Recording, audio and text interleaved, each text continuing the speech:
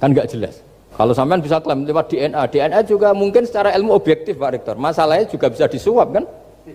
Saya sering dibantah orang-orang itu. Wah Gus DNA itu otoritatif karena gini-gini nggak mungkin bohong kamu. Ya DNA-nya nggak bohong, pegawainya bisa disuap kan?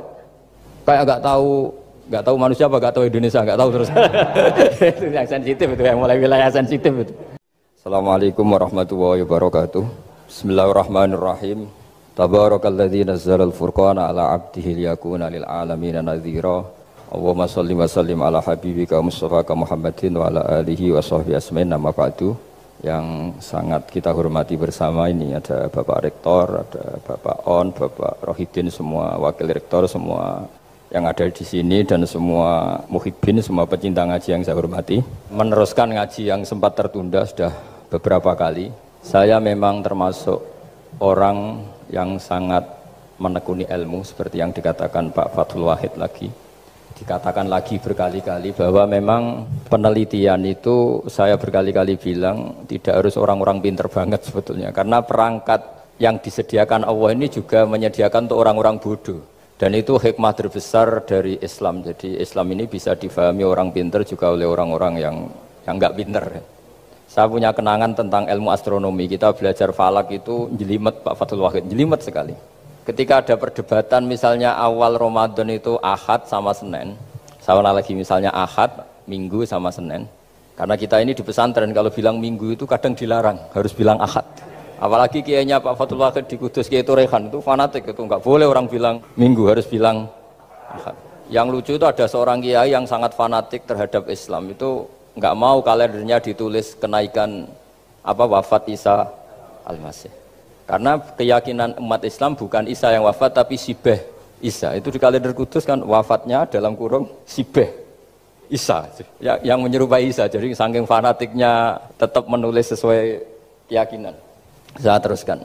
Orang kadang bilang begini, cara orang yang tidak mendalami ilmu. Sama-sama kiai, sama-sama ormas Islam kok beda awal Ramadan sehingga jadi debat Ahad atau Minggu sama Senin.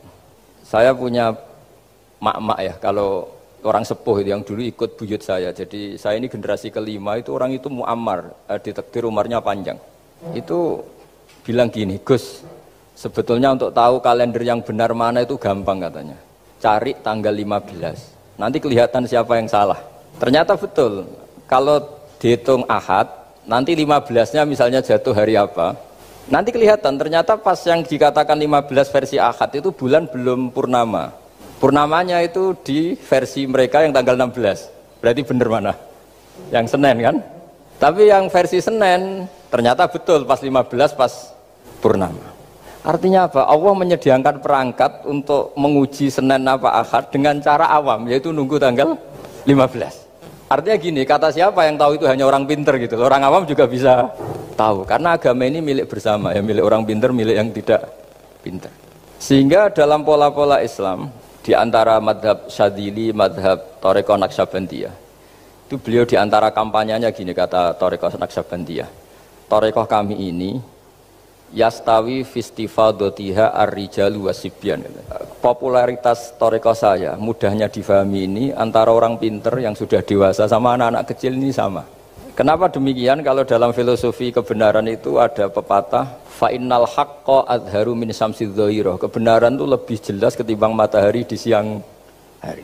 Sehingga mereka dengan mudahnya mensifati Allah misalnya adz-dzahir, zat yang begitu jelas. Kenapa Allah begitu jelas? Karena ulama dulu cara, kalau dalam bahasa pondok mensifati, menstatuskan alam raya ini maujud. Maujud itu ada. Di mana-mana sesuatu yang ada itu ya diciptakan oleh yang ada. Masa tidak ada kok menciptakan yang ada. Sehingga mereka tidak pernah tertarik sama faham komunis, ateis bahwa alam ini dimulai dari ketiadaan. Pertanyaannya adalah bagaimana sesuatu yang tiada menyebabkan yang ada. Sehingga ulama dulu pinter, sifat wajib itu apa? Wujud. Karena alam raya ini kadung wujud, kadung maujudat, maka Allah harus wujud. Berhubung wujudnya Allah itu wujud penyebab, harus qadim atau harus awal. Masa penyebab datangnya terlambat dulu yang jadi efek dari penyebab itu. Sehingga mereka dengan gampangnya mensifati Allah adz-dzahir, zat yang begitu jelas. Sehingga Imam Sibawayh ahli nahwu itu juga mengenali Allah lewat teori nahwu. Beliau bilang Allah itu siapa? Allahu a'raful ma'arif, zat yang paling mudah dikenali. Nah sehingga tadi seperti yang dikatakan Pak Rektor, sebetulnya perangkat ilmu seperti tadi menemukan bulan itu diantaranya ditemukan kalau bulan tuh nggak rata itu ya lewat teori gambar karena sekian jarak punya akibat sekian, punya misalnya kita melihat gunung kelihatannya indah padahal di situ ya ada lubangnya, ada pohon yang tertebang, ada pemandangan yang nggak indah, tapi gara-gara dilihat dari jauh semuanya indah. Maka disarankan orang yang baru gak suka istrinya terus melihat dari jauh, tinggal minggat lah kira-kira. Kalau ditinggal minggat 2 bulan itu mesti cinta lagi itu. Kan fungsinya baru kelihatan itu. Tapi kalau dekat terus tuh mesti sama neknya lah kira-kira gitu, sama mangkelnya itu. Sehingga itu ya dipakai teori juga dalam silaturahim. Di agama terkenal ada pepatah zuruhiban tasdad hubban. Jadi ya jangan sering ketemu, nanti kamu gampang cinta. Kalau sering ketemu ya gampang bosen lah kira-kira seperti itu. Kemudian teori-teori awam ini dikembangkan. Yang awam, jadi dulu orang menemukan matahari itu besarnya kayak apa, rembulan besarnya seberapa, itu dilihat setiap kita melihat mobil, itu jarak 1 kilo masih kelihatan sekian meter. Nanti kalau 2 kilo berkurang sekian senti, kalau 3 kilo berkurang sekian senti, terus dikalikan ya kira-kira seperti itu. Kalau rembulan masih kelihatan segede itu berarti kali sekian pengurangan tadi, terus ditemukan. Makanya kita Pak Fathul Wahid yang di pesantren, yang memang serius ngaji, itu di situ ada ilmu falak, itu ditemukan sebelum ada teknologi. Jadi kita tahu gerhana itu lamanya berapa, terus yang kena gerhana sisi mana, terus itu dihitung. Karena dari dulu sains, ilmu itu di atas teknologi. Jadi kalau keyakinan kita di pesantren, teknologi itu hanya menyumbang nggak sampai 30%. Jadi orang bisa menemukan pesawat misalnya itu karena melempar batu, kalau masih ada tekanan batu itu tidak akan jatuh. Padahal batu itu tidak ada mesinnya, asal ada tekanan dia tidak jatuh. Terus dihitung, kecepatan berapa yang menjamin sesuatu itu tidak jatuh. Hanya ditemukan pesawat, meskipun mau landing harus tetap banter, karena kalau tidak banter jatuh. Itu dihitung, artinya dari sains dulu, baru ditemukan teknologinya untuk gimana supaya tetap kecepatan sekian itu ketika mau landing. Nggak boleh pesawat direm, kalau direm ya jatuh karena tadi seperti batu dilempar, dia agak jatuh ya kalau masih ada tekanan. Sehingga instrumen itu ditemukan juga di bab tauhid. Saya punya kitab namanya Hasyiatut Turmusi, dikarang ulama top Indonesia, namanya Syekh Mahfud At-Turmusi. Itu beliau cerita, Imam Al-Amudi itu ulama top, tapi dia itu unik, tiap ngajar santrinya itu ngajar matematika, ngajar ilmu eksak. Terus ditanya, sampai muridnya itu ragu, ini guruku masuk surga enggak, ini kiai kok hanya ngajar matematika. Ya kira-kira ngajar, ya seperti mahasiswa jenengan kan, ini rektor masuk surga enggak, ngomong teknik terus gitu loh. Tapi gurunya kayaknya enggak terima, diudhoni santrinya itu enggak terima, karena beliau seorang wali. Murid-muridnya itu bermimpi. Ini penting saya ceritakan, mungkin agak aneh di dunia kampus ya, di bab ini. Kalau dalam teori kita, Pak On itu, mimpi sama nyata, melihat itu otoritatif mimpi. Ini yang agak aneh di ilmu pesantren. Jadi melihat jenengan langsung dengan mimpi itu otoritatif mimpi. Karena mimpi ru'yal mukmin dijamin oleh Rasulullah sama dengan 46 juz'un minan nubuwah. Jadi persennya itu besar sekali, 46% dari juz'un minan nubuwah, otoritatifnya. Nah tentu tidur yang benar. Logikanya gini, kata-kata kitab-kitab menjelaskan. Orang kalau melihat langsung itu pasti terpengaruhi oleh cinta atau tidak cinta, senang atau tidak senang, sedang butuh apa enggak. Jadi kalau saya sedang butuh dengan Pak Rektor itu melihatnya dengan penuh harapan. Jadi kalau saya sakit mau mati itu senang lihat dokter karena ini harapan, Rektor nggak ngefek gitu kan gitu. Tapi kalau saya politikus ngelihat ketua partai itu lebih respect ketimbang melihat dokter. Jadi gara-gara banyak kepentingan ini melihat itu nggak pernah jujur gitu. Nggak pernah jujur. Jadi kebodohan manusia justru karena melihat itu kalau dalam teori kita. Makanya kalau dalam teori pesantren itu kebalik, anna sunyamun wa idza matu intabahu. Manusia itu hakikatnya tidur, baru setelah mati bangun. Misalnya kita di dunia nganggap uang itu penting, harta itu penting, jabatan penting. Setelah kita mati ternyata yang paling penting itu hanya sujud. Karena kamu itu kenangan ketemu Allah terbaik itu sujud. Yang kita anggap penting di dunia semuanya tidak penting. Yang kita anggap sepele kayak sholat ternyata itu super penting. Tapi sadar itu nunggu nanti di akhirat. Nah saya ini termasuk syukur yang sadar sebelum sampai akhirat. Jadi termasuk orang yang beruntung lah gitu. Nah kenapa mimpi itu begitu penting? Karena tadi ketika orang tidur itu off semua, sistem sarafnya, sistem apanya. Yang ada hanya pengendalian Tuhan. Karena dia tidak bisa mengendalikan dirinya sendiri. Apalagi kalau tidurnya benar ya tentu pakai wudhu, terus pakai doa-doa, terus menghadap kayak mayit itulah, standar mayit itu menghadap ke kiblat kayak posisi mayit itu. Sehingga dia ada intervensi pada dirinya sendiri, ya tidak punya keinginan dari dirinya sendiri. Kamu kan nggak bisa ingin wah tidur ingin ketemu wanita cantik kan tidak bisa nentukan gitu. Akhirnya ya benar-benar hanya milik Allah. Apalagi kalau kita bacanya benar, terus pikirannya benar. Makanya uniknya dalam Islam adalah doa mau tidur dengan wiridan setelah sholat itu ajarannya Nabi banyak mau tidur. Wiridan subhanallah 33, alhamdulillah 33, Allahu akbar 33 dan disempurnakan seterusnya itu ijazah Nabi kepada Sayyidah Fatimah itu untuk mau apa? Tidur. Bismika wada'tu jambi wa bismika arfa'u sampai doanya panjang. Allahumma aljatu zuhri ilaika panjang sekali doa mau tidur. Saya yakin jenengan ndak hafal dan ndak. Paling ya bismika wada'tu jambi apa? Bismika Allahumma ahyawamu. Itu sebagian ustadz bilang itu doa ngaji katanya. Ada seorang ustadz saking mangkelnya, ibu sudah baca doa ngaji? Belum, tak diwarai. Bismika Allahumma ahya bismika wa amut. Wah itu kan doa mau tidur Pak Ustadz. Iya biasanya kalau ngaji tidur. Jadi doa itu kalau itu doa mau. Akhirnya mimpi itu penting. Karena di situ manusia nggak punya nafsu, nggak punya keinginan. Sehingga yang ada itu kata Nabi itu ada sittatun wa arba'una juz'an minan nubuwah. Sehingga dulu itu mimpi itu jadi sarana betul. Kita tahu kan cerita orang-orang dulu. Fir'aun itu kurang jahatnya, kurang kelirunya. Dia mimpi ada api dari Bani Israel yang membakar kerajaannya. Dan semua pentawilnya sepakat itu maksudnya Anda akan dihabisin kerajaan Anda oleh bayi dari Bani Israel. Begitu juga raja zaman Nabi Yusuf. Itu mimpi kalau ngalami ada 7 sapi yang gendut dimakan oleh 7 sapi yang kurus. Jadi mimpi itu sarana bahkan dari orang kafir. Karena ya tadi yang preman ya nggak ada premannya, yang soleh ya nggak ada solehnya, semua dikendalikan oleh Allah Taala pas tidur. Sehingga tidur ini menurut agama lebih otoritatif, asal dengan tidur yang benar. Jangan tidur sambil ngerokok terus terbangun karena ininya kena itu. Nah, cerita-cerita unik begini kalau tidak orang pesantren itu tidak tahu. Karena ini memang khas-khas pembalikan satu fakta yang diyakini orang banyak. Sehingga ulama dulu itu cerita, ini saya teruskan. Imam Amudi itu akhirnya murid-muridnya mimpi. Mimpi di situ tanya, Pak Ustadz, Anda masuk surga enggak ketika hidupnya hanya nerangkan matematika? Oh iya, saya bahkan enggak sekedar di surga. Malaikat dikumpulin Allah untuk mendengarkan presentasi saya ngajar matematika. Kata dia cerita, Allah bilang gini ke malaikat, hei para malaikatku, kenapa kamu iman sama saya? Ya karena saya melihat engkau ya Allah, melihat kekuasaan engkau. Tapi imannya orang ini itu melebihi iman kamu. Wah ya tidak bisa, saya melihat engkau langsung, ini tidak melihat engkau langsung. Kenapa begitu yakin seperti yakin kita? Oh iya. Terus Imam Amudi, silahkan ajari matematika. Imam Amudi mulai ngajari matematika. Terus beliau ngajari ya sederhana. Angka 2, 3 sampai ribuan sampai jutaan itu bin nisbat ilal wahid nisbatun wahidah, yaitu nisbatul far'i ilal asli.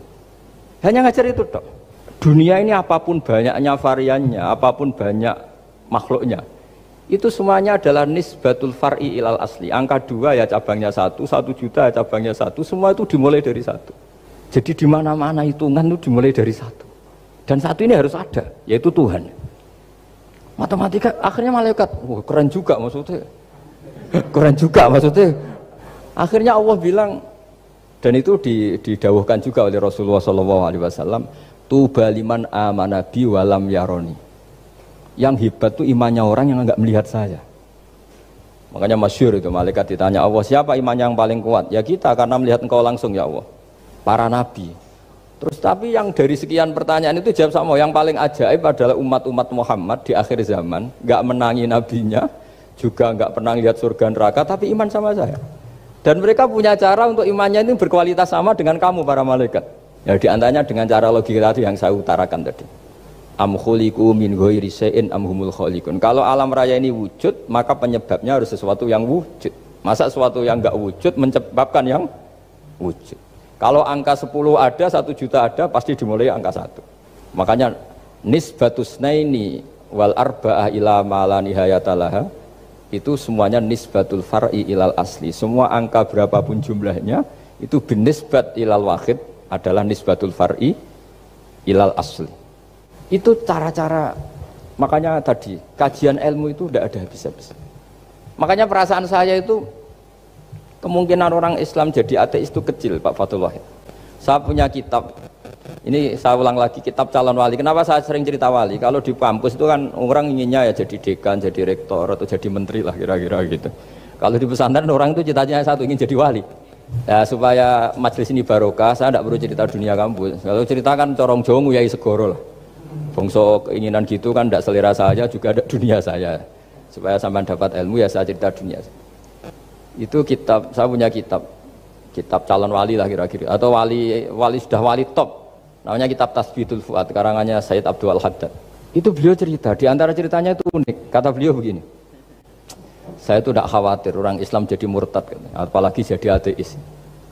Karena kalimat la ilaha illallah itu sahlatun qaribah, kalimat yang mudah sekali. Sehingga saya tidak khawatir orang Islam yang ketemu orang ateis, ketemu orang macam-macam, asal diajari kalimat ini secara benar. Terus beliau cerita, yang saya takut tuh mereka masalah perempuan dan harta. Kalau iman kayaknya enggak. Singkat cerita yaitu di kitab seperti itu. Singkat cerita saya ketemu banyak orang yang kuliah di McGill atau kuliah di Amerika, di Jerman, mungkin di Norwegia, di mana-mana, di Australia, dan ketemu teman-teman yang di Korea Selatan juga. Mereka itu orang kebanyakan yang nyuwun sewu enggak keluarga kiai, tapi mereka enggak ada yang enggak tetap iman.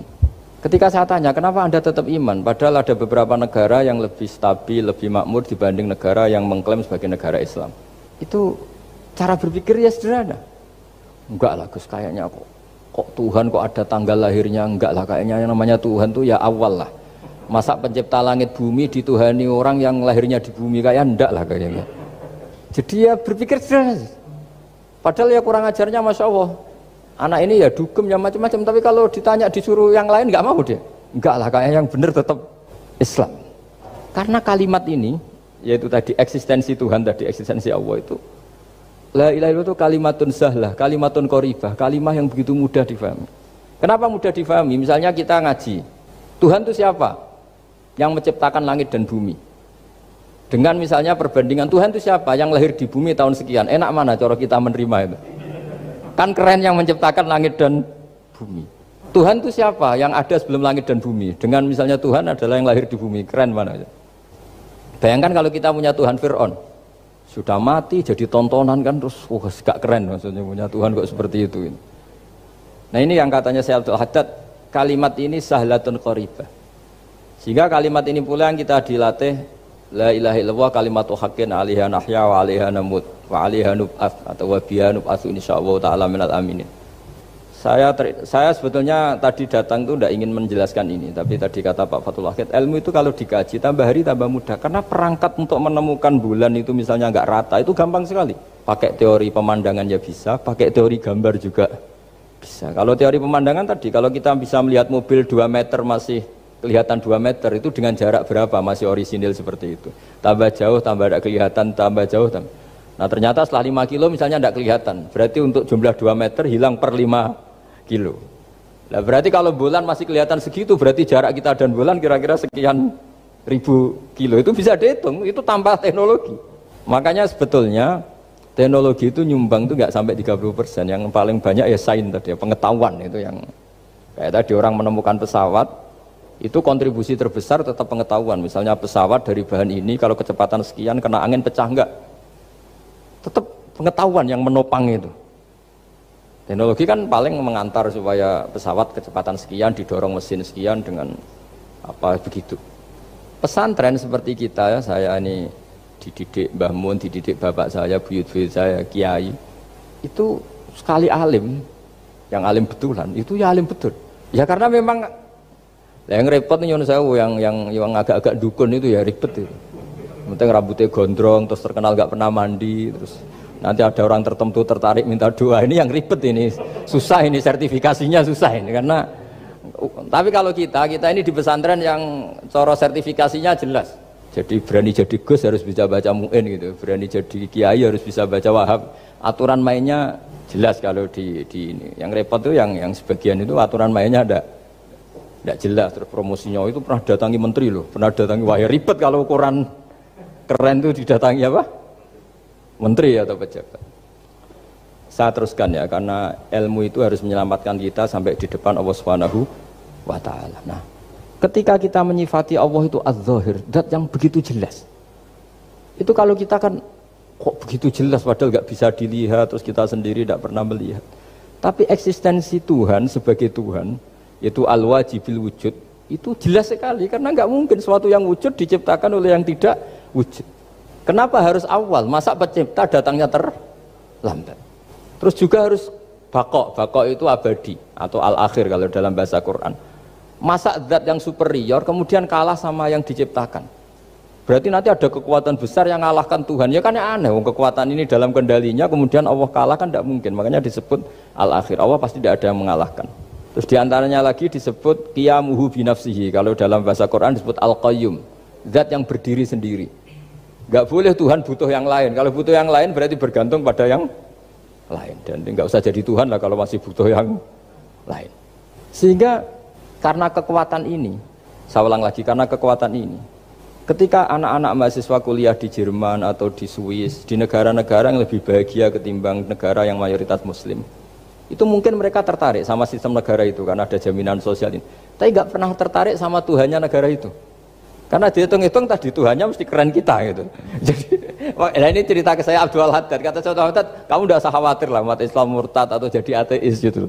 Karena penjelasan tauhid Islam itu begitu jelas. Jadi by design manusia itu pasti nerima tauhid kira-kira gitu. Jadi ini pentingnya adz-dzahir. Jadi Allah itu begitu apa? Jelas. Tapi Allah juga mensifati dirinya al-batin. Nah, al-batin itu gak mudah dikenali. Kenapa? Karena tubuh kita desainnya ini profan, tubuh kita tidak sempurna, rentan. Nah, tentu sesuatu yang nggak sempurna ini tidak bisa melihat zat yang super apa? Sempurna. Kita bisa rusak sementara Allah tidak. Nah karena alasannya tubuh kita ini didesain untuk rusak, maka di surga itu keyakinan para ulama orang bisa melihat Allah karena desain tubuhnya sudah dirubah dari desain profan menjadi keabadian. Sehingga di sini terus ada kelayakan melihat. Itu pun tetap min ghairi kaifin walan hisorin, tetap ya bisa melihat, tapi corong Jawa itu kecelok melihat tapi tidak sampai faham.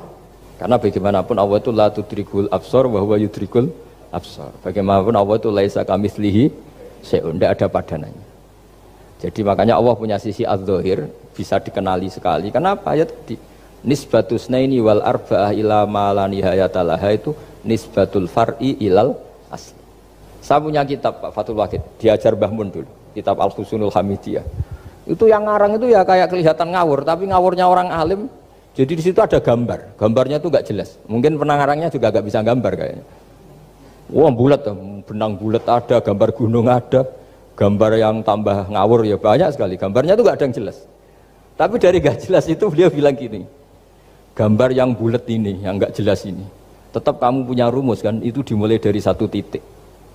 Mau gambar gedung tingkat 5, mau gambar hutan ada harimaunya, tetap dimulai dari satu titik. Ya alam raya ya seperti itu, mau ada Mars, cek, mau ada Jupiter, kayak tetap dimulai dari situ titik. Nah ini namanya nuqtatul wujud, titik kewujudan, yaitu Allah Subhanahu wa ta'ala. Sehingga ketika kita ngaji, ketika di pesantren dulu, penjelasannya adalah Al-Quran maknanya dipadatkan di Fatihah, Fatihah dipadatkan di Bismillah, katanya Bismillah dipadatkan di titiknya ba. Nah titik ba ini dianggap titik awal wujud, bi kana makana wa bi yakunu mayakun. Kira-kira Allah mentitahkan karena saya semuanya yang ada, dan karena saya yang mau ada bisa saya adakan. Nah, itu sirinya lah. Jadi menerangkan tauhid itu pakai gambar. Gambarnya keliru sekali lah kalau dalam orang seni mesti lihat nggak seni itu. Karena dia nggak butuh gambarnya, butuh mau menjelaskan buat dunia sebanyak ini, buat alam raya sebanyak ini tetap dimulai dari satu titik. Nah, sehingga di sini ada tauhid qul huwallahu ahad, Allahus samad, tak terusnya. Nah, saya mohon lewat penjelasan ini ya, baik orang yang ahli teknik maupun ahli medis, ahli apa saja, tolong latihlah memberi penjelasan yang mudah. Sehingga agama ini mudah dicerna. Sehingga kalau ini dijelaskan cara mudah beragama itu jadi gampang. Makanya ciri utama agamanya orang-orang baik itu satu, man radiya billahi robba. Radiya itu senang banget. Kenapa senang banget? Karena memang agama ini nyaman, indah. Jadi datang dengan kebenaran yang mudah dicerna. Coba kalau agama ini datang dengan cara misalnya gini, kamu harus menuhankan ini. Dan kita tahu itu lahirnya di bumi. Kan ada yang ganjel. Kok Tuhan sama buminya dulu buminya ini gimana ini? Kan pusing. Bu Anda profesor nggak bisa jawab itu. Tapi kalau Tuhan itu adalah yang ada sebelum langit dan bumi kan, ya iyalah masa Tuhan terlambat datangnya kan terus enak gitu. Menerimanya itu. Makanya di antara kekalahan Fir'aun berdebat. Ya Nabi Musa ya Nabi lah, juga proses ya. Nabi Musa ketika ditanya Fir'aun, wa ma Rabbul Alamin, Tuhan kamu itu siapa? Jawabnya Nabi Musa, Rabbus samawati wal ardi, yang menuhani langit dan bumi. Itu Fir'aun masih bisa ngeles. Saya jalan-jalan kemana-mana, yang dituhankan saya, berarti yang Tuhan ya saya dong. Ma'alim tulakum min ilahin apa? Ghairi, kata Fir'aun. Soal Tuhan kamu di langit, begini kata Fir'aun. Haman dipanggil, Haman bikinkan piramida yang paling tinggi, saya ingin melihat Tuhannya Musa. Musa bingung kan, padahal kalau naik piramida nanti Fir'aun pun tidak bisa melihat Allah kan. Wong yang Nabi yang kiai aja gak bisa melihat apalagi Fir'aun. Padahal celakanya ketika dia tidak melihat Allah, dia akan mengatakan Allah itu tidak ada, ribet kan. Itu penjelasan tentang Tuhan ini sebetulnya sudah absolut lah. Rabbus samawati wal ardi, Tuhannya langit dan bumi. Tapi itu gak ngefek, di perdebatan gak ngefek. Yang ngefek adalah ketika Musa bilang gini, Rabbukum wa rabbu abaikumul awwalin, sing nuhani buyutem. Wah kaget pengawal-pengawalnya langsung do iman meskipun secara siron, secara rahasia. Iya, nah Quran pangeran berarti buyutnya radi pangeran. Kan pangerannya putu nih, berarti buyutnya wah ribet kan? Ya kalau Fir'aun Tuhan, bapaknya tambah Tuhan kan, mbahnya, buyutnya. Akhirnya kata pengawal Quran, geblek tenan Fir'aun. Artinya apa? Kadang argumentasi yang sudah benar yaitu Tuhannya langit dan bumi kan ya benar lah. Tapi itu tidak ngefek di perdebatan, tidak ngefek. Yang ngefek adalah ketika Rabbukum wa rabbu abaikumul awwalin, yang nuhani nenek moyang kamu. Orang mulai mikir kalau Fir'aun itu Tuhan, lalu nenek moyangnya Tuhannya siapa? Jadi ini seninya, makanya di antara syarat Nabi, jadi Nabi itu sidik, amanat, tabligh, fatona. Fatona itu ada kecerdasan. Dulu Nabi ya sering dibully, jangan kira Nabi itu enggak sering dibully, sering juga Pak Rektor. Jadi ada unta itu kena kudis. Kudis itu ya jenis penyakit menular lah. Nabi dengan teori tawakalnya, Nabi itu punya dua teori, kadang pakai teori tawakalnya, kadang pakai teori preventif. Makanya Nabi pernah ngendikan kalau ada penyakit menular di situ, kamu jangan di situ. Itu pakai teori preventif. Tapi kadang Nabi pakai teori tawakal. Nabi ngendikan la adwa wala tiarutan, tidak ada penyakit menular.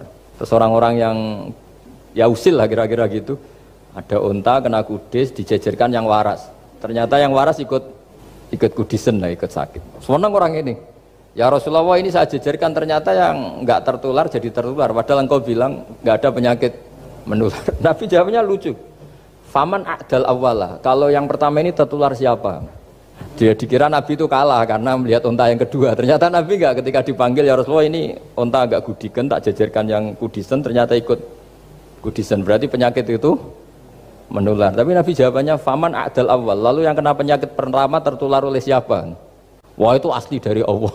Ya maksud saya seperti itu kata Nabi. Nah itu yang dikatakan fatona. Jadi Nabi itu harus punya sifat apa? Fatona.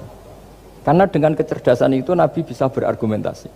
Kayak tadi, ketika Fir'aun dikatakan Allah yang menuhani langit dan bumi, Fir'aun masih mengklaim dia Tuhan. Karena di mana-mana dia dituhankan. Tapi ketika diingatkan bahwa kamu anak seorang manusia, punya bapak, punya kakek, punya buyut, punya canggah kalau bahasa Jawa. Lalu kalau kamu yang Tuhan, dan Tuhan dimulai Anda, lalu mbah-mbah kamu Tuhannya siapa? Gak bisa jawab kan? Akhirnya banyak punggawa yang saat itu iman. Jadi iman itu bisa menghunjam kepada siapa saja, termasuk yang orang-orang topnya Fir'aun. Sehingga ketika Fir'aun rapat Musa harus dibunuh besok, tangkap besok, sebagian mereka itu membocorkan informasi itu. Datang ke Musa, tadi malam kita ikut rapat, keputusannya Anda dibunuh, maka larilah kamu. Itu barokahnya iman. Artinya ya karena logika Musa lebih masuk akal, ya mereka lebih percaya sama Musa. Tapi gara-gara profesi ya tetap kerja, dan yang mulai ribet dunia. Ya mulai ribet. Jadi makanya kamu jangan tanya kaifa hukmul mukmin sing yukhfi imanahu, bagaimana hukumnya orang mukmin yang menyembunyikan imannya demi aman. Ya tidak usah kamu jawab. Kalau kamu jawab boleh, ini kok kayak pecundang. Kalau kamu jawab haram, pernah terjadi itu. Wa qala rajulun mu'minum min ali fir'auna yaktumu imana. Ya, ini khazanah ya. Jadi saya mohon mengkaji Islam itu harus dengan sisi-sisi yang bisa difahami orang pinter juga orang bodoh. Kata Imam Ghazali banyak itu, karena hadatin itu harus difahami orang pinter juga orang bodoh. Terus contoh yang paling populer tentu sering saya utarakan masalah iddah. Iddahnya orang terceraikan itu 3 kali masa suci. Kalau menurut Abu Hanifah 3 kali masa haid. Orang pinter tahulah kalau perempuan sedang haid, menstruasi pasti sedang tidak hamil. Sehingga kalau dia sudah haid 3 kali ada kepastian tidak hamil. Kalau tidak hamil artinya apa? Nggak ada sperma dari zaut awal, suami pertama yang jadi anak dia. Padahal tujuan iddah adalah nanti kalau di hubungan suami istri sama suami kedua jelas anaknya suami kedua. Tapi kalau andai kan tidak ada iddah kan malam hubungan suami istri, pagi bentrok cerai, terus kawin, kumpul suami istri lagi, terus nanti anaknya itu anaknya siapa? Kan nggak jelas. Kalau sampean bisa klaim lewat DNA juga mungkin secara ilmu objektif Pak Rektor. Masalahnya juga bisa disuap kan? Saya sering dibantah orang-orang itu. Wah Gus DNA itu otoritatif karena gini-gini nggak mungkin bohong kamu. Ya DNA-nya nggak bohong, pegawainya bisa disuap kan? Kayak nggak tahu manusia apa nggak tahu Indonesia nggak tahu terus. Itu yang sensitif itu yang mulai wilayah sensitif itu. Nggak tahu manusia apa kayak nggak tahu Indonesia. Manusia aja ya sudah. Berarti Anda sangat nasionalis. Jadi ribet kan? Maka dianjurkan ada iddah. Dengan iddah selesai berarti benar-benar perempuan ini baru atur rohmi, rahimnya steril dari unsur mani zaut awal.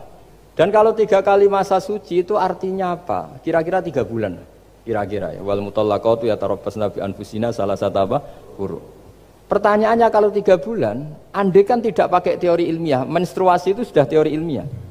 Ada yang tanya ke saya, Gus kenapa harus sampai 3 kali, padahal menstruasi pertama pasti sudah tidak hamil. Saya jawab, menstruasi pertama itu namanya keluar darah.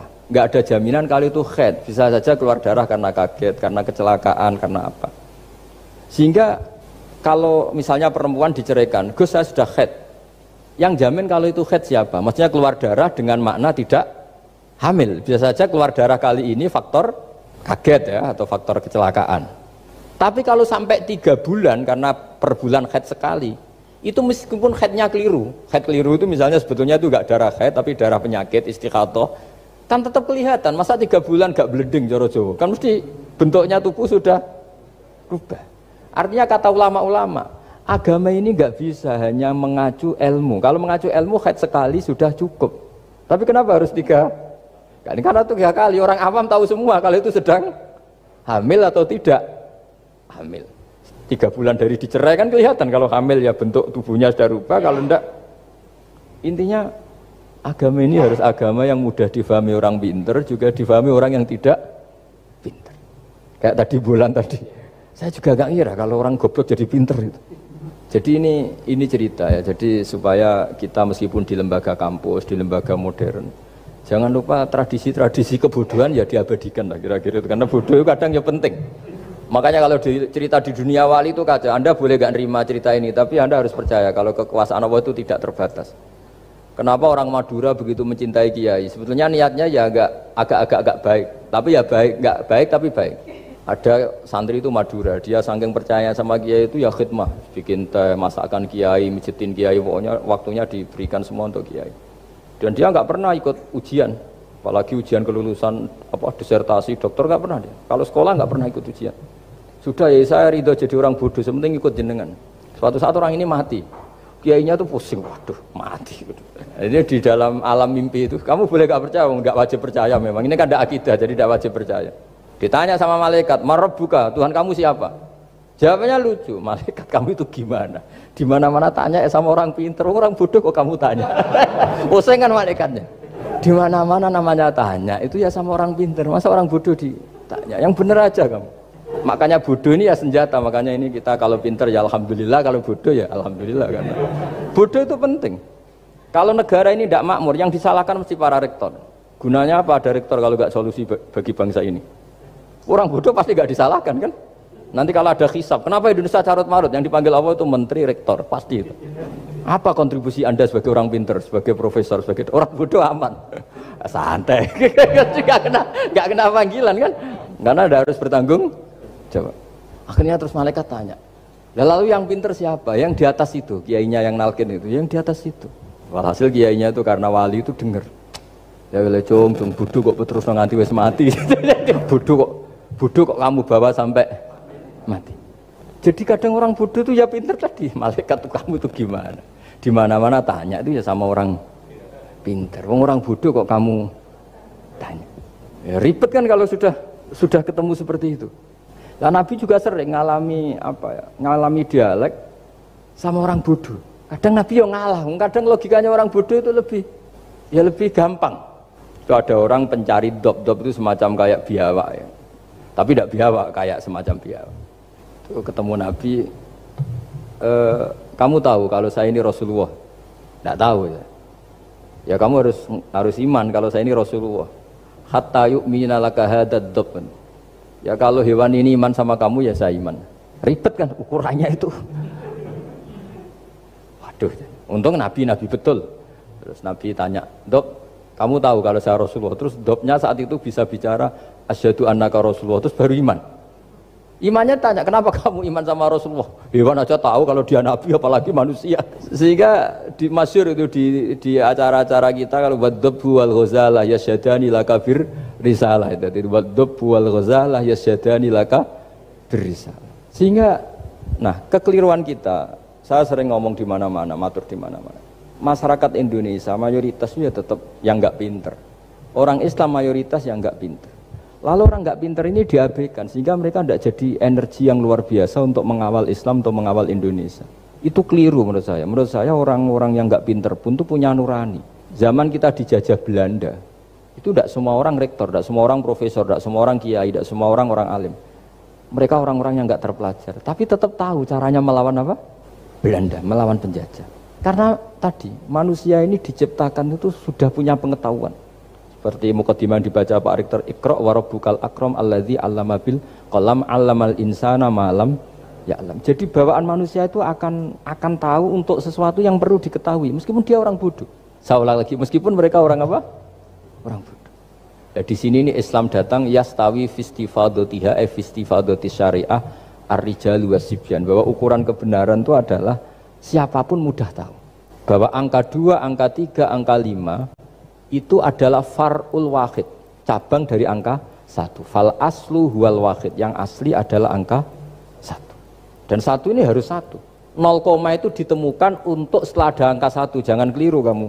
Tanpa ada angka 1 tidak ada 0, 0, ada gunanya kalau ada 01. Misalnya ada orang bilang, tapi kan ada 0,5, tetap saja harus ada angka 1, nggak bisa. Kamu bayangkan 0,5 kan karena ada 1. Artinya apa? Kamu bilang separuh dari 1. Tapi itu pun karena sudah ditemukan aljabar. Makanya kalau dalam matematika Arab, mungkin di sini banyak orang eksak. Kalau matematika Arab itu mudah sekali, Pak. Orang Arab itu nggak mau bilang 2,5. Misalnya zakatnya tijarah itu 2,5. Itu kan kalau kita zaman SD kan garap porogabit. Itu orang Arab nggak mau. Saya pernah cepet-cepetan garap matematika, yang ahli matematika sama saya, itu cepet saya. Karena saya pakai matematika bodoh. Justru itu gampang. Kalau orang Arab cara berpikir gini, kalau bilang 2,5 itu rubu'ul usur. Apa? Rubu'ul usur. Dari rubu'ul usur gini, 1/4 dari 1/10. Jadi misalnya 100 1/10-nya berapa? 10. Setelah 10, 1/4-nya berapa? 2,5. Jadi bertahap, rubu'ul usur. Sehingga misalnya gitu, 1 juta kan angkanya nolnya kan 6. Kalau kamu porogapit 2,5 kan kuweselan nggih porogapit. Kalau orang Arab gampang, 1 juta 1/10-nya berapa? 100. 1/4-nya 25. Berarti 2,5-nya 1 juta 25.000. Orang Arab bilangnya rubu'ul usur. 1/4 dari 1/10. Jadi di 1/10-kan dulu baru di 1/4. Jadi lebih cepat. Sampai pakarnya tanya, Gus kok bisa gini? Wah, aku anak kiai ngawur. Saya ini, makanya banyak orang pesantren itu pintar matematika. Sebetulnya matematika yang model, ya sebenarnya kayak agak model bodoh itu. Tapi itu gampang, orang awam gampang. Kalau kita kan enggak, misalnya zakatnya zuruk, zakatnya tanaman itu 1/10 atau 1/20. Kalau orang Arab enggak mau 1/10 atau 1/20. Berarti kalau 100 ton atau 100 pintal berarti berapa? 10 atau 5 kan? 1/10-nya 100 berapa? 10. Kalau 1/20-nya 5. Kalau hitung-hitungan di fikih zakat orang modern kan 1/10 atau 1/20. Kalau orang Arab nggak mau bilang gitu. Zakatnya zuru itu al-usur 1/10. Berarti per 100 ton misalnya 10. Atau nisful usur, separuh dari 1/10. Jadi nggak mau bilang 1/20, usur atau nisful usur. Gampang mana coba? Ya kan, usurnya kan 10. Kalau nisful usur 5 atau 1/20. Daripada gawe poro gapit, wah seruat. Jadi kita ini yang kelihatan goblok matematikanya ya pinter juga gitu. Meskipun juga tetap goblok karena ada nekuni gitu. Sehingga di pondok itu ya dulu diajarkan faraid, falak itu ya gampang sekali karena memang hitungan Arab gitu. Kalau bilang 2/3 itu sulusani apa? Jadi 6. 2/3-nya 6 berapa? 6 sulusnya berapa? Sepertiganya 2. Nah, sepertiga itu sepertiga 2 kali. Berarti berapa? 4. Ya, 6 itu 2/3-nya kan? Pokoknya bahasa Arabnya sulusan. Kalau orang terjemahnya berapa? Kalau orang 2 kali sepertiga apa? 2/3. Sulusan itu 2/3. Nah, itu kalau orang Arab bilang enggak 2/3, sulusani. Sepertiga 2 kali. Jadi 6 di sepertiga dulu 2. Nah 2 itu 2 kali. Berarti berapa? 4. Jadi itu. Nah Quran itu ya kira-kira gitu. Jadi kelihatannya goblok, tapi itu pinter itu. Yang porogabet kelihatannya pinter, tapi tidak pinter. Ukuran orang pinter yang mempermudah yang sulit. Jangan mempersulit yang mudah kan itu. Makanya saya bilang ini yang pinter yang mana itu. Saya kembali lagi ke tadi. Jadi agama ini datang dengan sebegitu mudah. Sampai matematika yang katanya sulit, itu matematika Islam itu mudah sekali. Karena tadi, misalnya kalau 1 miliar zakatnya 2,5% berapa? Kan pusing kan? Tapi kalau kamu pakai teori rubul usur 1 miliar, usurnya 100 juta, 1/4-nya 25 juta, berarti per 1 miliar. Gampang mana coba sama ngomong itu? Nanti ada yang nyeleduk, gampang kalkulator Gus. Ya ribet lagi kan kalau kalkulatornya pas hilang. Atau pas dipakai anaknya belajar daring, ribet kan HP-nya. Jadi ini cerita ya, jadi seperti yang dikatakan Pak Rekro tadi, sebetulnya ciri utama ilmuwan atau ulama atau profesor atau doktor itu usahakanlah yang mudah itu, yang sulit itu menjadi apa? Mudah. Yuridu wa bikumul yusra wa la yuridu bikumul usra. Sehingga kata Imam Alamudi, dia menjadi wali besar itu justru karena belajar tauhid. Yang dari belajar matematika tadi, dari matematika dia tahu bahwa angka berapapun jumlahnya itu binisbat ilal wahid, itu semuanya nisbatul far'i ilal asli. Semua itu cabang dari satu. Alam ini kayak apa besarnya, apa Mars, ada Jupiter, tetap semuanya nisbatnya ke Allah adalah nisbatul far'i ilal asli. Semua itu diciptakan oleh pokok yang satu, yaitu Allah Subhanahu wa ta'ala. Saya kira demikian. Assalamualaikum warahmatullahi wabarakatuh. Assalamualaikum warahmatullahi wabarakatuh. Mohon berkenan Gus, saya mau bertanya. Karena saya bodoh akan bertanya kepada yang pintar ini, biar nggak disalahkan. Mana ya, langsung ke pertanyaan. Lebih penting mana antara pintar dengan cerdas? Karena ada anekdot Madura itu, ya. Karena orang Madura kan terkenal anekdotnya ya. Pada suatu saat di sekolah SD itu ada upacara, kemudian ada di anekdot itu ada menteri yang menanyakan kepada salah satu guru bahwa tiang bendera ini berapa tingginya. Oleh guru itu manggil murid untuk naik ke tiang bendera itu untuk mengukur tingginya tiang bendera itu. Kemudian sama seorang pejabat itu ditegur, kenapa susah-susah dinaikin tiang bendera itu? Enggak ditidurkan aja biar tidak mengundang bahaya. Dijawab oleh seorang guru tadi, tadi Bapak kan menanyakan tingginya tiang bendera. Kalau ditidurkan itu bukan tingginya, tapi panjangnya. Nah, ini itu kan panjangnya bukan tingginya. Jadi kalau menanyakan tingginya maka harus dinaikkan dulu, diukur ke atas. Nah itu terkait dengan anekdot itu, saya bertanya itu ya penting mana atau lebih utama mana antara pintar dengan cerdas. Terima kasih Gus. Ini karena pertanyaannya anekdot, saya jawabnya juga anekdot. Itu kalau kita di pesantren itu gudangnya, itu kan Biasanya korbannya orang Madura tuh, kasihan juga sama orang Madura. Itu kalau mereka ketangkep polisi ditanya, sudah tahu ini pelanggaran, tahu Pak? Kenapa tetap melanggar? Gak tahu Bapak di situ sih. Jadi itu kan cerminan pikiran kita semua. Kalau gak melanggar itu bukan karena takut aturan, takut ketangkep polisi. Sudah tahu kalau pelanggaran, tahu Pak? Kenapa melanggar? Gak tahu Bapak di situ. Ribet kan?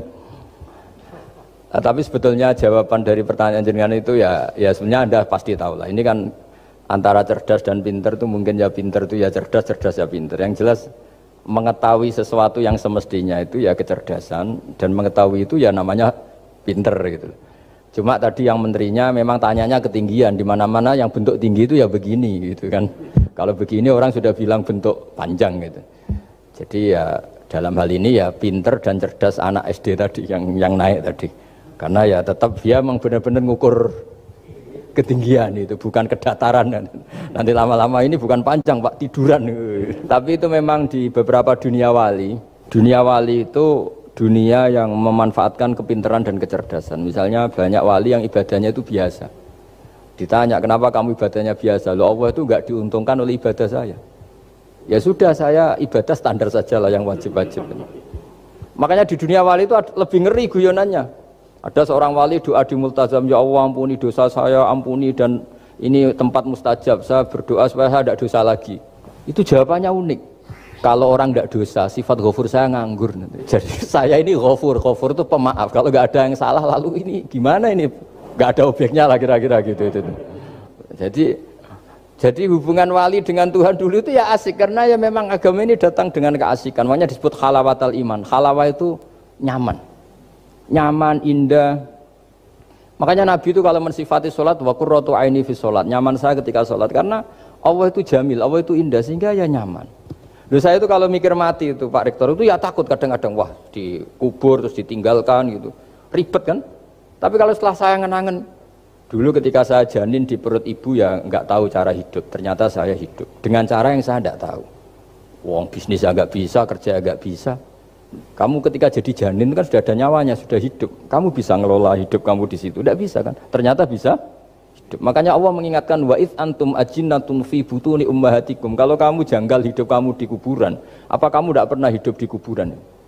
Yaitu ketika kita masih janin di perut ibu. Kalau ibu kamu senang renang, ribet kan, sudah dalam perut, orangnya renang lagi. Udah gitu. Kadang-kadang ibu kamu sembrono, sudah ada janin masih goreng-goreng. Kalau kepeletian gimana itu? Tapi Allah tahu cara ngelola kehidupan kita zaman masih apa? Janin. Ya kita hidup, ya ada bayi yang gendut, bahkan sampai disesar karena saking gendutnya. Wah itu bayi tauhidnya tinggi, itu sudah tahu kalau yang ngurusi Allah. Ndablek saja dia sampai gendut. Ya artinya kalau sedang lihat itu ya sudahlah. Zaman saya hidup ketika janin ya tidak tahu caranya hidup. Ternyata ya hidup. Ketika kita jadi zigot, jadi apa, masih mani, masih sperma, nggak tahu caranya jadi orang, ya tahu-tahu jadi orang. Kita nggak tahu kenapa mani yang gitu ada jadi rambut, hidung, jadi macam-macam. Setelah besar ya tahu proposal, tahu bulat, macam-macam. Wah. Makanya kalau Kiai itu pinter anekdot. Saya pernah disewani istri Pak Rektor, melarat sekali, melarat betul. Melarat jelek, kebetulan yang tanya saya itu jelek. Wah beneran ya kata saya. Istri perempuan. Gus, suami saya itu miskin Gus, doain kaya Gus, supaya hidup saya itu enak. Terus tak guyonin. Nanti kalau suami kami kaya, pertama yang dievaluasi, rumah Gus ganti, ya rumah diganti, mobil diganti, lama-lama yang diganti kamu. Karena apa? Rumah sudah bagus, mobil sudah bagus, yang nggak bagus itu kamu. Pasti diganti, tak jamin itu kata saya itu. Terus dia bilang, ya udah nggak usah Gus. Jadi untuk, karena saya ini ya mikir, saya ini kiai kan jaga image, sampai saya doakan tidak mandi kan jatuh. Ya sudah mendingan itu, mendingan tak kasih pengertian itu. Kalau suami kamu sudah kaya, kamu ganti apa? Rumah kan, terus mobil kan. Lama-lama yang dievaluasi apa? Oh kamu pasti apa? Istri kan. Jangan-jangan trennya orang kaya kan gitu kan. Trennya orang kaya kan, ya gitulah. Terus dia udah nggak usah. Jadi artinya itu kecerdasan. Kiai gitu itu kecerdasan. Karena kalau doa tidak mesti mustajab juga kan. Udah kiai top gitu, doanya ngobos juga kan, ribet kan. Akhirnya ya sudah gitu aja. Ya saya kira demikian. Bismillah. Assalamualaikum warahmatullahi wabarakatuh. Gus, saya yang bertanya, tadi antum sempat membahas tentang sifat-sifat Allah yang sempurna. Beberapa hari yang lalu ada teman saya yang tanya ke saya, Mbak Nafila, kebetulan anak ini memang baru hijrah gitu ya, baru belajar Al-Quran, baru baca-baca. Dia tanya, Mbak Nafila, Allah itu boleh nggak disifati sama sifat yang mohon maaf kurang baik seperti makar, penipu atau yang lain, karena Allah kan sangat sempurna. Dan dia kebetulan waktu itu dia lagi menyebutkan ayatnya ke saya yang wayamkurullah wayamkuruna gitu. Wa makaru wa makarullah wallahu khairul makiri wa hum la yash'urun. Nah, di situ dan di surat Al-Anfal juga ada ayat yang tentang Allah itu sebaik-baiknya tipu daya gitu, mempunyai tipu daya yang sebaik-baiknya. Nah, itu kan menunjukkan kalau Allah itu punya sifat tipu daya. Jadi dia waktu itu agak ngotot ke saya, berarti Allah juga bisa dong disifatin sama sifat yang jelek-jelek yang seperti itu Mbak Nafila gitu katanya. Menurut antum itu gimana? Saya juga masih belum jawab sampai sekarang pertanyaannya teman saya itu, karena saya masih bingung gitu. Jadi saya tanya sama Gus gitu, mungkin ada pencerahan gitu buat saya menjawab gitu. Terima kasih. Assalamualaikum warahmatullahi wabarakatuh. Itu begini ya, jawab seperti itu rileks saja. Yang jelas jenengan harus terima kasih sama yang tanya, nganggap jenengan pinter itu, sampai tanya itu berarti nganggap jenengan pinter. Itu satu prestasi, itu orang nggak semua orang ditanya itu. Itu begini ya kalau dalam ilmu balaghah. Makanya saya ini kan pengajar ya, pengajar fikih juga pengajar balaghah, juga pengajar tasawuf, pengajar mantek. Kalau di pesantren kan memang semua itu diajarkan Pak Fatullah. Ini juga dulu mondok di buyut-buyut saya di Kudus itu, di pondok tertua di Kudus buyut saya. Makanya hormat saya itu bukan karena beliau punya etika, memang aturannya harus hormat gitu. Saya juga harus hormat beliau karena beliau rektor, ya sudahlah saling menghormati. Bapak itu kalau sama penanya itu hormat, ditanya, dia sudah sopan. Jadi kita harus menghormati orang sopan. Yang tanya hormat ke kita karena kita dianggap alim, kita hormat sama penanya karena orang sopan. Mau tanya itu juga gengsi loh. Masa dokter tanya itu kan ribet kan?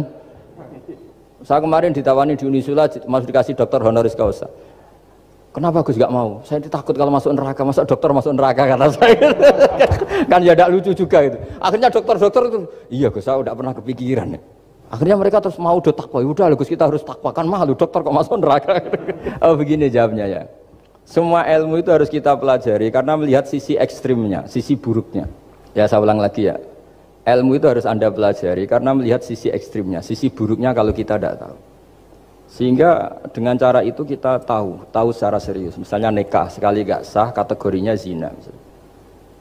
Kenapa anak angkat dilarang oleh Islam? Saya ulang, kenapa anak angkat dilarang oleh Islam? Kalau mau baik saja, tapi gak perlu ada anak angkat. Karena apa? Sekali perempuan ini tadi ditulis misalnya binti Fathul Wahid, binti Bahauddin, itu nanti di KUA itu dikira itu walinya. Padahal hakikatnya tidak walinya. Maka enggak. Nah, ketika ini menikahkan, nikahnya sah enggak? Enggak kan? Karena dinikahkan oleh orang yang hakikatnya tidak walinya, itu satu. Sisi ekstrim kedua adalah ini nyata pernah terjadi. Anak ini kuliah terus pacaran. Ternyata pacaran sama kakak kandungnya. Jadi itu ceritanya ada anak dari Bojonegoro tipe anak angkat sama orang Jakarta. Singkat cerita sama-sama dewasa kuliah. Sampai pacaran, sampai mau kawin. Nah, pas mau kawin itu yang lamar adalah Pak D-nya. Pak D yang Bojonegoro datang ke Jakarta. Terus dia ngetik, ini kok rumah yang dulu saya titipin ponakan saya. Ternyata itu adik kandung. Karena si adiknya tadi pakai binti langsung yang Jakarta. Sehingga anak Bojonegoro perasaannya pacaran sama anak Jakarta. Nah, di sini kelihatan betapa hebatnya Islam ketika benar-benar melarang anak angkat dengan makna menasabkan. Kalau dengan makna kasih sayang nggak apa-apa ya, tapi kalau dengan makna menasabkan nggak boleh. Paham ya? Karena ada sisi ekstrim nanti bahayanya tadi. Terus, nah ilmu balaghah juga gitu. Di antara ilmu sisi ekstrimnya ilmu balaghah adalah kalau kamu tidak memahami balaghah, maka kamu akan mengatakan Quran ini bohong. Karena kamu tidak tahu tasbih itu apa. Terus misalnya gini, Allah memaklumatkan di Quran bahwa orang kafir itu sumum bukmun umyun. Sumun artinya itu budak, tuli. Bukmun artinya bisu, umyun artinya buta. Itu kalau kamu nggak ngerti balaghah, maka faktanya apa? Ternyata orang kafir tidak tuli, tidak bisu, tidak buta. Tapi kalau kamu ngerti balaghah akan tahu ini tasbih yang baligh, perumpamaan yang sempurna, kesusastraan. Jadi kalau orang muji Nabi itu nggak boleh bilang anta kasamsi, itu kurang keren. Kamu ibarat matahari, kurang keren. Kafnya dibuang, anta samsun anta badrun, kamu matahari, kamu rembulan. Nah, kalau orang sedang pacaran itu kalau bilang kamu ibarat bunga, itu kurang keren. Wah, kamu ya bunga saya itu kan, terus keren kayak. Nah, itu balaghah. Nah, di antara balaghah itu ada namanya wal ityan bil kalimah lil musyakalah. Jadi mendatangkan kalimat bukan dengan makna semestinya tapi lil musyakalah. Musyakalah itu perimbangan. Wa makaru wa makarawah. Mereka bermakar dengan tipu daya. Wa makarawah, dan Allah pun melakukan itu. Berarti Allah menipu daya mereka. Ya enggak. Kalau dilakukan orang baik itu namanya kecerdasan. Tapi kalau dilakukan orang dolim itu namanya tipu daya. Jadi misalnya gini. Ada orang bikin alarm supaya maling itu terdeteksi atau pakai CCTV, itu namanya kecerdasan. Tapi kalau maling pakai CCTV untuk kalau nyolong ngerti pergerakan yang punya rumah. Jadi sama-sama melakukan itu, tapi beda. Sama mati juga gitu. Ketika kita pecundang, matinya mati sangit gitu. Tapi ketika kita pahlawan, matinya mati syahid. Artinya ya sama-sama mati. Nah, di balaghah itu ada istilah musyakalah. Musyakalah itu ayat itu sebenarnya banyak, Mbak. Ada yukhadi'una Allaha wa huwa khadi'uhum wa yamkuruna wa yamkuruwah wa makaru itu banyak. Jadi di antara sisi yang harus kita pelajari dari ilmu balaghah adalah kalimat itu banyak yang tidak semestinya. Ya tadi misalnya kita bilang coba kamu jalan dulu. Kalau kita bawa mobil, maksudnya mobil itu jalan, kita duduk. Tapi kalimatnya tetap, sudah kamu jalan dulu. Mau naik mobil kok dibilang jalan. Jadi berdiri juga gitu. Ya yuhal muddatsir kum fa'anzir. Kum berdirilah kamu. Berdiri maknanya mengurus sesuatu yang serius. Itu orang Arab bilang berdiri. Sehingga disebut wayuqimuna sholat. Dan mereka mendirikan sholat. Apa semua sholat itu bentuknya berdiri? Nah, nuruti cangkem elek kan protes ya? Makanya begitu juga sholat itu harus menghadap kiblat. Yang benar aja, kalau pas sujud menghadap apa coba? Menghadap tanah kan? Jadi kalau nurutin bahasa ini nggak ada yang benar gitu. Maka berhati-hatilah dalam bahasa, karena bahasa itu nggak jelas. Kalau kamu sedang senang istri kamu, mesti bilang gini, wah saya cinta kamu karena kamu cantik. Harusnya istrinya tersinggung. Sehingga gini, berarti suatu saat kalau saya jelek Anda sudah tidak cinta kan? Kebetulan para istri tidak pinter sehingga dipuji gitu ya seneng. Sebetulnya itu tidak pujian, itu bahaya itu.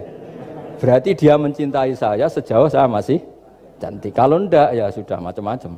Dan ya rata-rata macam-macam betul itu. Artinya bahasa itu enggak usah dimaknani. Makanya saya kemarin bilang sama Pak Rohidin itu, Mbok ya UI itu kalau ngaji misalnya Bukhari dengan pemaknaan ulama. Karena maknani bahasa ini satu pekerjaan yang kalau tidak ulama tidak bisa. Apalagi bahasanya Rasulullah SAW. Bahasa itu susah. Dalam keseharian saja kita maknani susah, apalagi bahasanya Quran dan hadis. Ya contoh paling gampang gitu. Wa yuqimuna sholat, mendirikan sholat. Kita berdiri tegak demi bangsa ini. Memangnya perang harus berdiri, kadang harus tiarap kan? Jadi bahasa itu selalu sering, kalau di balaghah disebut hakikat dan majas. Ada makna hakikat, ada makna. Dan itu harus kita kaji. Kalau enggak ya fatal, memang hasilnya fatal. Kalau enggak ya. Makanya saya dulu ketika ngaji itu ya banyak santri yang agak kurang ajar betul. Sampai Sanghyang Rajana gini Pak Khalim, Anda orang teknik pasti tahu. Gus, soft paling baik itu yang mana? Soft awal kata saya gitu. Baru agak baik kedua, ketiga. Ya kalau gitu gampang Gus, masjid tuh bikin selatan utara, semuanya soft jadi awal. Selagi bentuknya barat timur pasti ada 2, 3. Paksa mereka di soft awal dengan desain masjid selasa utara apa? Bukan manjang ya, selatan utara, sehingga semuanya di soft awal. Terus dia tanya lagi, lalu soft paling baik mana? Yang sisi kanannya imam kan itu urutannya. Ya sudah, imamnya letakkan paling selatan. Sehingga semua makmum posisinya di kanan. Ya kalau itu anjuran Islam ya didesain sak bangunannya. Ribet gitu. Coba kalau kamu jadi kiai ditanya gitu mangkel apa enggak? Wah ini kurang ajar betul orang ini. Selagi bangunannya memungkinkan soft 2, 3, pasti nanti ada soft 2 dan dipaksa saja, yaitu tadi bangunannya memanjang selatan utara, imamnya diletakkan paling selatan. Terus saya gantian tanya, Lalu setelah begitu yang paling afdol siapa? Yang paling dekat? Ya sudah imamnya kerubuti saja gitu. Itu, nah makanya yang sering perdebatan NU dan Muhammadiyah dan itu kalau mau dianalisis secara ilmiah sebetulnya normal semua. Karena teks hadis itu memang butuh pemaknaan. Nabi, saya beritahu ya, Nabi itu kalau habis sholat itu memang di semua teks itu akbala ali nabi wajih. Saya sering ketemu tokoh-tokoh Muhammadiyah ya baik-baik saja. Ketemu tokoh NU ya baik-baik saja. Karena ini masalah teks. Saya ulang lagi, karena Rasulullah SAW idan sorofa min sholatihi akbala alaina biwajhi. Nabi setelah sholat itu menghadap ke musolli, ke makmum, kira-kira kalau Indonesia menghadap ke timur. Tapi di sebagian riwayat, Nabi itu kalau habis sholat itu melakukan sesuatu yang menunjukkan kalau dia sudah selesai sholat. Jadi filosofinya itu yang penting memaklumatkan kalau beliau sudah sholat. Karena dulu itu begini, Nabi itu kan tokoh sentralnya, beliau akramul khalqi, beliau sayyidul anbiya wal mursalin. Sehingga orang tuh kadang lari itu dari jarak 7 kilo, 6 kilo, 7 kilo lari supaya menangi sholat bersama Nabi. Nah, ketika mereka jadi posisi masbuk itu tertinggal oleh imam. Kalau Nabi posisi tetap menghadap ke barat dengan posisi orang sholat, nanti yang baru datang ngira Nabi masih sholat. Dan kalau kadung makmum ternyata Nabi sudah selesai. Itu sholatnya namanya nggak sah. Karena apa? Mengikuti orang yang hakikatnya sudah ada sholat. Terus semenjak itu jadi ilmu. Maka kesunatan bagi imam setelah salam harus memaklumatkan ke hadirin kalau sholatnya selesai. Itu bisa dengan gerakan menghadap ke makmum atau menghadap ke utara atau apalah pokoknya. Yang penting jangan rokokan lah misalnya itu. Ya pokoknya itu aja. Disarah-sarah. Ini cerita pendapat ulama, bukan pendapat saya. Jadi segampang itu ulama. Sehingga ya orang-orang yang alim dari kelompok Muhammadiyah yang lihat NU yang begitu ya biasa, yang alim melihat Muhammadiyah gitu ya biasa. Karena kita ini masalah teks. Apa? Masalah teks. Teks itu mesti orang akan memaknai secara proporsional. Saya berkali-kali menyontohkan kemarin ngaji di Ulil Albab. Wa ma min amin illa wa yukhayyalu takhsis. Tidak ada kalimat umum kecuali terbayang khususnya. Enggak boleh kalimat selalu umum. Misalnya saya contoh paling gampang itu tadi. Cong nak melaku jo pelengaan itu. Kalau jalan jangan toleh kanan toleh itu. Semua ilmu adab pasti begitu. Tapi kalau di jalan raya tetap gak melengak. Tapi itu gak diutarakan oleh orang tua kita karena anak ini pasti paham lah kalau mau nyebrang jalan ya harus. Tapi kalau kita nasihati kan tetap cong kalau jalan-jalan jangan lihat kanan lihat kiri jangan. Tapi hakikatnya sama. Cong kowe nak sholat sing anteng tuh kan gak gerak. Wah ya gak sah lah, tapi gak rukuk, gak sujud, anteng aja. Ada ini cerita, jadi kalimat itu sesuatu yang pemaknanya itu pasti proporsional gitu. Kalau kamu sholat dinasehati gimana? Sing anteng. Ya sholat kalau anteng sah gak kira-kira? Gak sah kan berarti gak rukuk, gak sujud kan anteng aja dia. Ya sama, saya berkali-kali nyontohkan, istri kamu kalau sedang baik dengan kamu, sudahlah Pak, kamu ingin apa saja tak dukung, bilangnya apa saja. Tapi kamu jawab, saya ingin poligami, wah perkara itu. Padahal bilangnya apa saja, maksudnya kecuali itu kan gitu. Nah, ya makanya ini cerita ya. Quran itu ada sekian kalimat yang maknanya itu proporsional. Seperti wa makaru. Jadi misalnya gini ya, contoh paling gampang yang populer. Nabi di Gua Thur. Gua Thur itu ya gua Arab ya. Kedalamannya tidak banget dalam. Terus Allah merekayasa itu dengan cara ada laba-laba yang masang jaringnya di situ. Terus ada burung dara yang di situ. Itu ya disebut makruh, rekayasa Tuhan. Tapi orang pasti sepakat itu namanya kecerdasan. Karena orang kafir yang mengklaim dirinya cerdas, dirinya terlatih, dirinya ahli mendeteksi musuh, ternyata hanya ditipu seperti itu, nggak tahu. Nah karena ini pekerjaan kesalehan disebut kecerdasan. Apa disebut? Tapi andaikan sebaliknya, nyuwun sewu, ada orang lari dari kejahatan, terus merekayasa seperti itu disebut rekayasa karena bentuknya kejahatan. Jadi ada sesuatu yang sama, tapi ketika dilakukan orang soleh itu baik, karena nanti itu disebut kecerdasan. Kalau dilakukan orang dolim itu buruk, karena itu disebut rekayasa. Ya kira-kira seperti itu. Dari Bapak Kristiano Sulistianto, Gus, bagaimana dengan orang bodoh yang dijadikan sebagai pemimpin? Bagaimana dengan pertanggungjawabannya? Sekian. Begini ya, kalau bodoh dengan makna kita ini kan biasa mengkaji Quran ya, terutama kita yang di pesantren, yang dosen VAI atau siapa saja yang nekuni ilmu Quran. ada sisi manusia itu punya sifat permanen yang oleh Allah disebut wa kanal insanu dzaluman jahula. Manusia itu banget bodohnya kata Allah. Sudah banget bodohnya, banget dolimnya. Sehingga kita bilang bodoh itu sebetulnya bukan ngenyak ya. Ya memang manusia mau tidak mau harus bodoh lah. Teorinya gampang, yang perlu diketahui itu kan banyak. Toh kita harus dititipi ilmu hanya sedikit. Dari yang banyak tahu sedikit itu namanya apa coba? Bodoh kan? Jadi sifat bodoh itu tidak perlu kita hindari banget. Mbok kita sudah alim, sudah alama, sudah apalah, tetap ada saja yang kita tidak tahu kan. Lalu pertanyaannya gimana kalau orang bodoh itu mimpin? Bodoh apa? Kalau bodoh tentang uang ya bagus. Makanya Nabi pernah ngintikan aksaru ahlil jannah al-bulhu. Nanti penduduk surga terbanyak itu orang-orang bodoh. Misalnya ada rektor, menteri, pejabat, gak pernah korupsi. Itu teman-temannya bilang pinter apa bodoh? Teman yang kroni itu bilang apa? Bodoh kan? Oh punya kesempatan, udah diambil. Itu namanya bodoh. Tapi kalau malaikat bilang ini pinter gitu, karena bisa mengendalikan apa? Nafsu. Ya, makanya kalau pertanyaannya gimana hukumnya orang bodoh yang mimpin? Bodoh apa? Kalau bodoh cara mimpin ya memang keliru betul. Wong bodoh cara mimpin kok tetap mimpin. Tapi kalau dia bodoh, nggak tahu caranya korupsi, nggak tahu caranya selingkuh, nggak tahu caranya nggak bener, itu ya pinter itu. Karena Nabi itu yang unik kadang muji itu aksaru ahlil jannah al-bulhu, masyhur hadis itu. Kebanyakan penduduk surga itu orang-orang bodoh.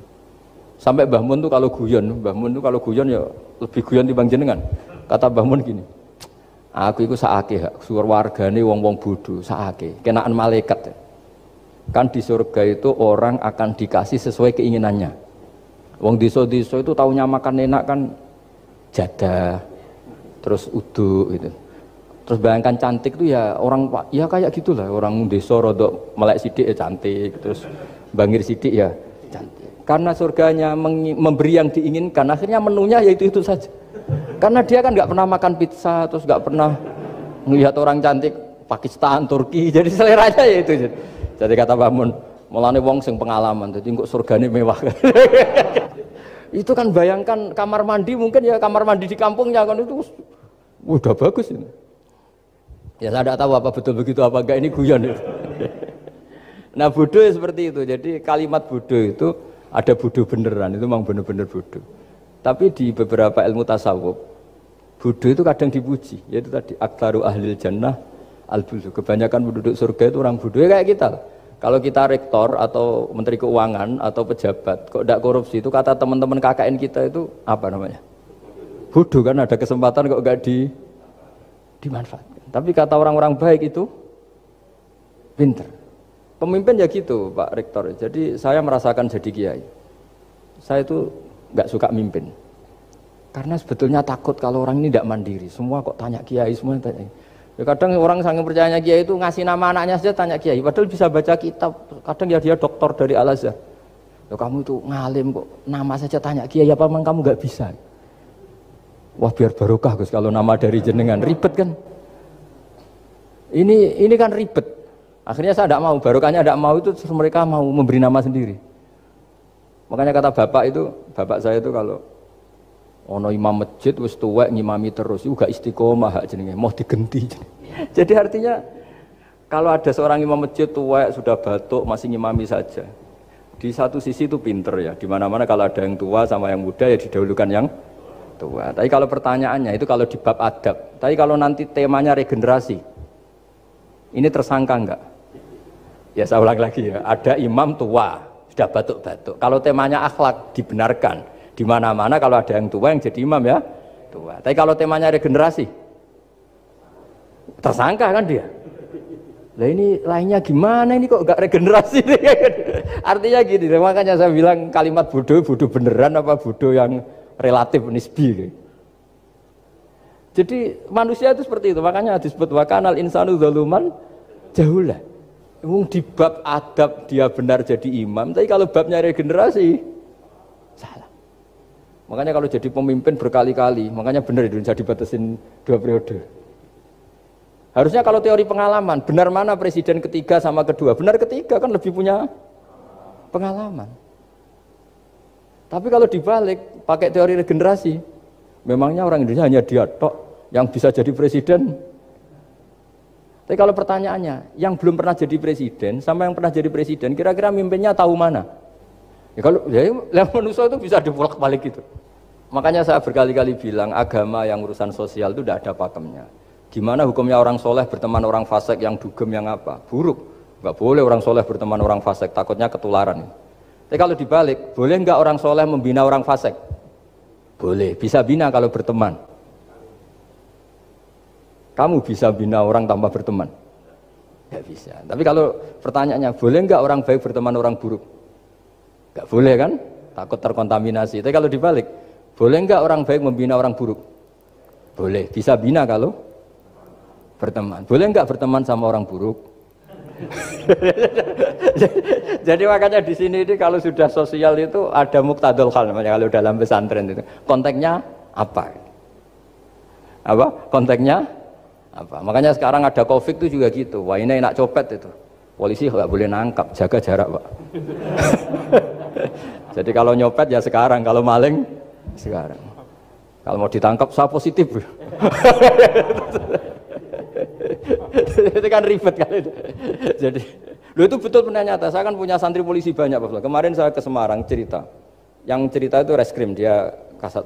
Itu cerita. Kemarin tuh ada Gus maling sudah ditangkap lepas. Itu yang jenis positif. Itu gak ada yang berani nangkep itu. Jadi polisi hanya ngepung tok. Bingung gitu. Polisi ya takut mah positif orangnya. Dikepung, pokoknya kalau lari tembak sambil nunggu tim APD yang lengkap baru ditangkap. Ya saya kira demikian. Nah itu tadi teman-teman reaction ngaji kita bersama dengan Kiai Haji Bahauddin Nur Salim atau Gus Baha, di mana Gus Baha kali ini ngaji bersama dengan para teman-teman yang ada di UII, dan di sini sudah ada catatan, yang mana catatannya adalah catatan ngaji kita kali ini. Yang pertama, Allah menyediakan perangkat untuk mengetahui agama kepada semua umat termasuk yang awam sekalipun. Yang kedua, untuk ketauhidan mengetahui Allah maka berlaku untuk teori apapun, bahkan yang awam atau bahkan yang eksak seperti matematika. Seperti halnya Imam Amudi bahkan sampai mengajar malaikat tentang ketauhidan lewat teori matematika. Kemudian yang ketiga, dalam kajian keimanan, mimpi itu lebih otoritatif daripada melihat. Karena ketika mimpi dalam tidur itu tidak ada pengaruh suka atau tidak suka. Tidak ada pengaruh punya kepentingan atau tidak. Jadi mimpi itu murni, mimpi itu penting. Tidak ada nafsu di dalamnya. Dan dalam mimpi lebih dekat dengan nubuwah atau wahyu kenabian. Yang mana wahyu kenabian itu harus diterima dalam keadaan murni ataupun jernih. Kemudian di mana-mana, yang keempat, di mana-mana perhitungan itu dimulai dari angka 1. Angka 1 adalah penyebab semua jumlah seberapapun jumlahnya. Angka 1 itu adalah Allah, penyebab segala sesuatu ataupun dimulai semuanya itu dari Allah. Yang kelima, keimanan terbaik adalah umat Rasulullah Muhammad SAW di zaman akhir. Mereka tidak pernah bertemu dengan nabinya, tidak pernah melihat Allah, tidak melihat surga neraka, tapi tetap iman kepada Allah, iman kepada Rasulnya. Keimanannya sebanding dengan keimanan para malaikat, yang mana malaikat tentu saja bisa mengetahui ars, mengetahui surga dan neraka secara langsung. Yang keenam, ciri agama yang baik adalah memberi kenyamanan baik pikiran, perasaan maupun perilaku, dan mempunyai dampak kebaikan ini pada para pemeluknya. Jadi agama itu harus mempunyai dampak atau impact yang baik untuk para pemeluknya. Yang ketujuh, Nabi atau Rasul pasti mempunyai sifat wajib, beberapa di antaranya khususnya bagi Rasulullah Muhammad SAW, yaitu sidik, tabligh, amanah, fatonah. Nah, fatonah atau kecerdasan inilah yang sangat penting dalam menjelaskan logika ketauhidan baik kepada orang alim maupun kepada orang yang awam.